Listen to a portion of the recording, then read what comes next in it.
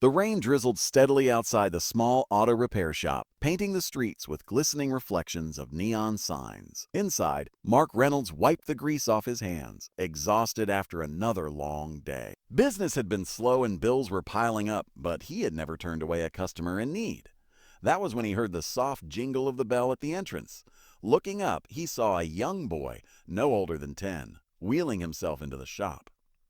His wheelchair, old and battered, squeaked with every push. Behind him stood a woman, his mother, her eyes filled with the weight of a struggle she didn't speak about. "Excuse me, sir?" the boy said, his voice carrying a quiet determination. "My wheelchair is broke. The wheels keep sticking, and I almost tipped over today." Mark knelt beside him, inspecting the worn-out bearings and rusted frame. "I can fix it," he said, glancing at the mother, who hesitated before speaking. I don't have the money right now," she admitted, gripping her purse tightly. "Oh." Mark smiled, patting the boy's shoulder. "A good thing I didn't ask for any." Tears welled in the woman's eyes, but she said nothing.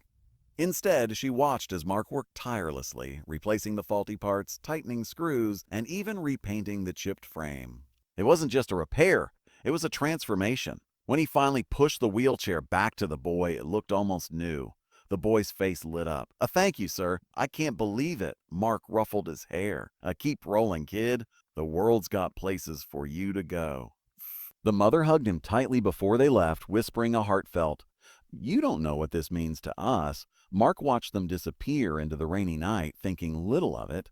He had done what was right, nothing more, nothing less. Weeks passed. Life continued as usual.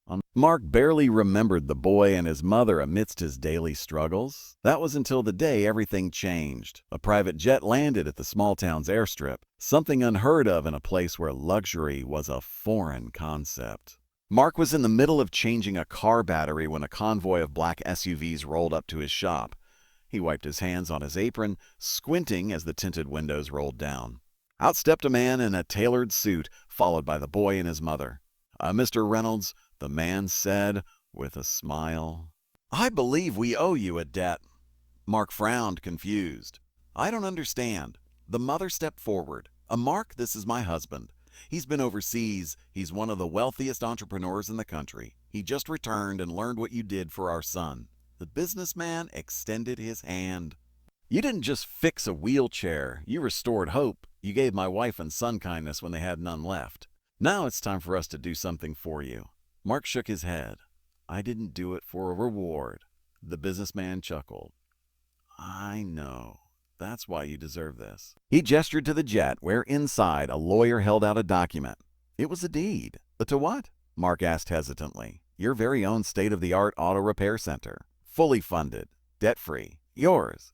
Mark's breath caught in his throat. He looked at the boy, who grinned from ear to ear.